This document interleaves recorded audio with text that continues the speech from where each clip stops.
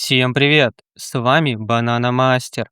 И сегодня мы продолжаем написание проекта, а именно будем его усложнять. Добавим три новых задачи. Первая задача такая. У нас теперь будет еще один select с вариантом сложности. Исходя из того, что в нем выбрано, я буду понимать, какой максимальный допустимый вес у меня с собой будет. Например, такой смайлик 20, в очках 32, ну и максимальный 40. Второе усложнение. Мы поменяем способ вывода. Ранее мы выводили как? Вот такую фразу, а теперь вот такой вывод, где мы прям описываем каждую из категорий, ну и также добавляем в конце вот такую фразочку. Третье наше усложнение. В самом конце вот эта фраза может быть другой. Если наш вес в этом диапазоне, то я буду выводить вот такой вариант ответа. Хорошо. Значит, у нас есть три задачи, мы про них услышали, можем переходить в JavaScript. В JS у меня уже есть решение из прошлого проекта, и нам осталось дописать логику. Начинаем с того, что выбираем, с какой задачи мы начнем решение. Я думаю и понимаю, что лучше всего начать с первой по сложности, потому что на ее базе строится ответ во втором и третьем ответе. Окей. Нам нужно добавить логику максимального веса. Мы думаем, смотрим в коде, как ранее мы решали, вопрос с этим максимальным, минимальным. Видим условия и понимаем, что вот этих 32 теперь вот так вот тут стоять не должны. Нам нужно здесь что-то плавающее, типа или 20, или 32, или 40, в зависимости от того, что выбрано в селекте. Хорошо. Я сделаю переменную max weight. И изначально эта штука будет равняться нулю, а потом мне нужно это все перечислять. Далее. Нам нужно как-то эту переменную записывать то ли 20, то ли 32, то ли 40, в зависимости от того, что выбрано в селекте. Хорошо. Что я тогда сделаю?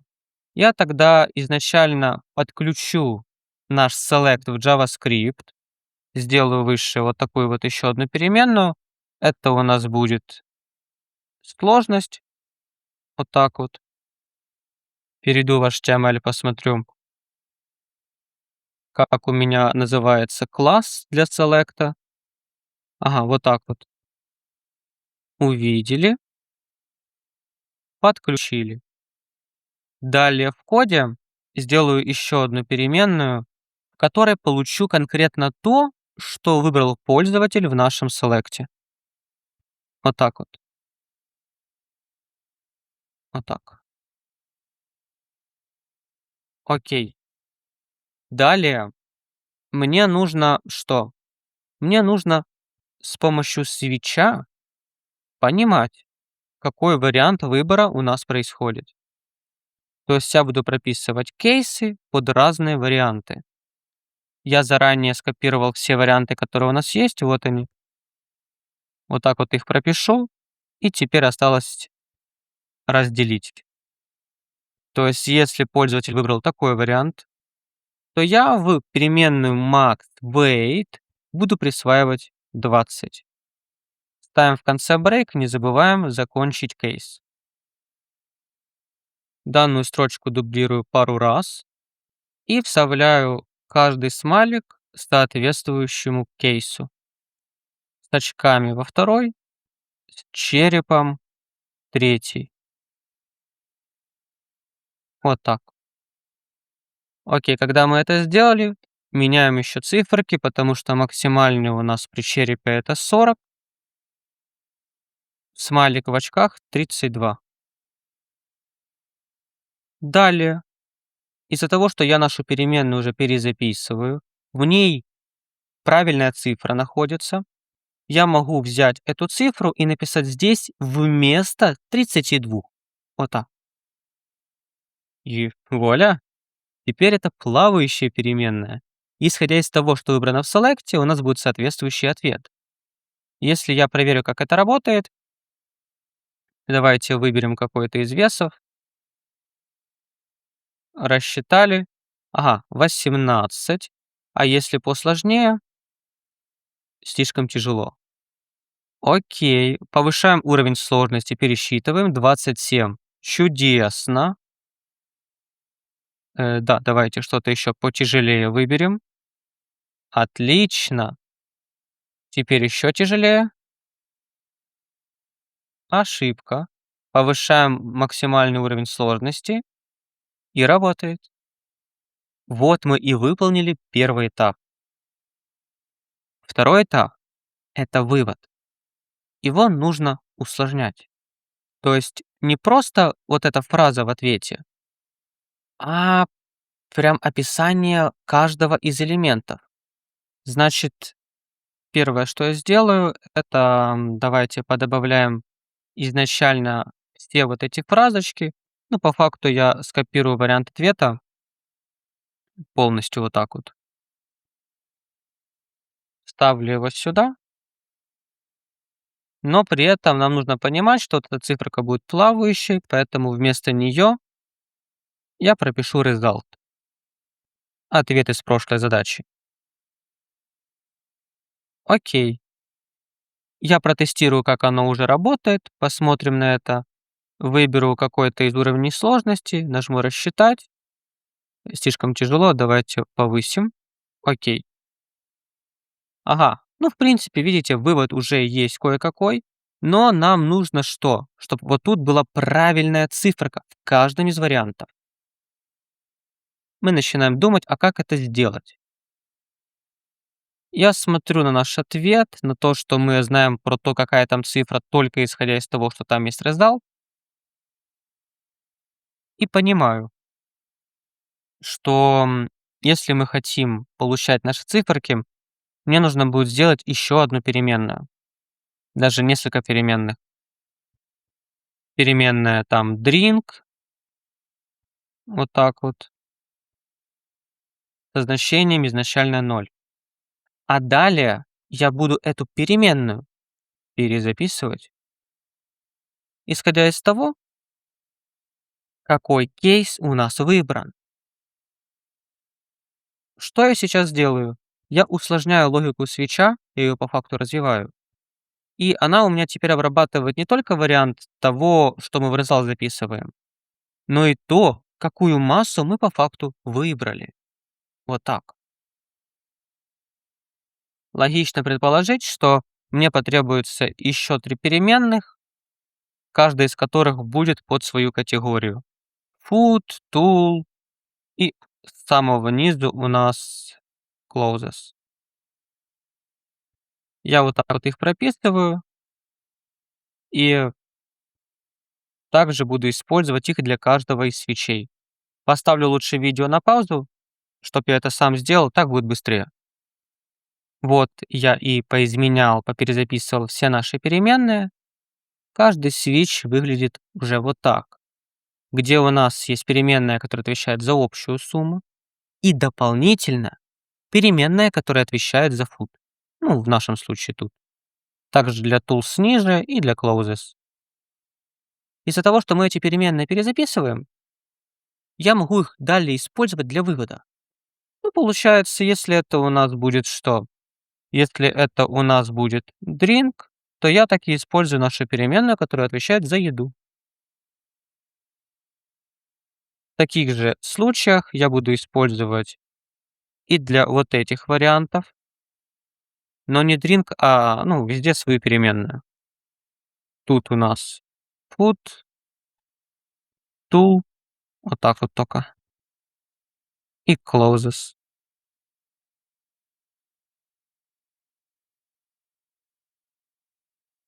Окей, посмотрим, как оно работает. Нажму на «Рассчитать», увижу, что ничего не произошло. Если ничего не происходит, значит какая-то ошибка. Если это ошибка, я первым делом открываю инспектор кода, а в нем открою консоль. Посмотрю, что происходит. Увидел ошибку. Drink before initialization. Хм. Начинаю всматриваться в то, что здесь написано. Смотрю на строчку 20, вот сюда вообще, и понимаю, переменную drink я создавал 2 раза. Вот раз, вот 2. Вот так вот выделяю раз, выделяю 2. Получается, я случайно сделал новые переменные, имена которых полностью совпадают со старыми. Как это исправить? Ну, нужно переменную переименовывать. Если я пойду переименовывать вот эти дринки, то их много. Ну, также и фудов, и тулов, потому что я вижу, видите, тоже дублируются. Это будет долго. Наибыстрейший вариант переименовать переменные вот здесь, просто потому, что я использую всего лишь 2 раза. Объявил вот тут вот, ну и вот здесь, получается, записал в переменные. Я добавлю к каждой переменной приставочку tag в конце. Так я буду сразу понимать, что это тег. И, этот же тег добавлю и вот сюда. Для всех наших 4 вариантов выбора. Окей. После того, когда мы что-либо поменяли, я еще раз нажму на «Рассчитать». Уже вижу какой-то ответ. Давайте выберем что-то потяжелее и уровень сложности поднимем. Ошибка. Строчка 100. Я опускаюсь вниз. 100-я строчка — это у нас вот тут вот. И вижу closest. Оно мне так и говорит. Эта штука не найдена.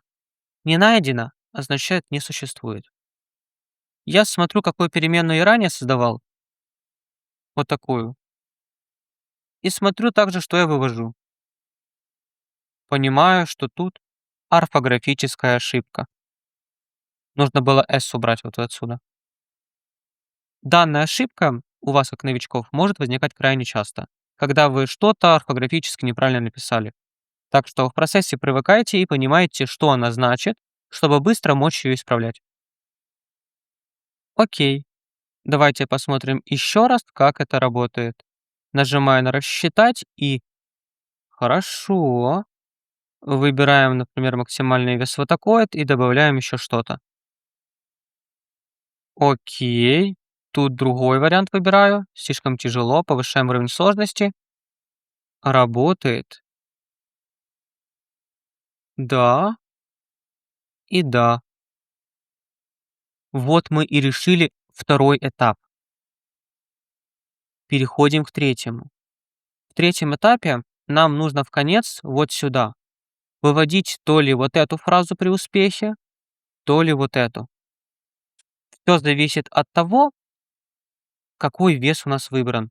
Если он в диапазоне вот этого, то это good weight. Если же ниже, то perfect. Хорошо. Также начинаем думать, с чего мы начинаем. Сейчас наш ответ попадает вот сюда во всех вариантах, когда у нас вес в приемлемых для нас диапазонах. Ну, то есть от 10 и до 32. Ну, или в нашем случае до max weight вот этого. Как я решу эту задачу? А я добавлю еще один else if. В этом else if буду что делать? Проверять, какой вес у нас на данный момент выбран. То есть есть переменная result, ответ из прошлой задачи. И я и прописываю, если result меньше равняется 20, то это означает, мне нужно делать другой вариант ответа, где в самом конце я вот эту фразочку поменяю на вот такую. И как только я эту фразочку заменил, я могу проверить, как это будет работать. Выберу там какой-то из вариантов выбора. Нажму «Рассчитать». Ага, good wait.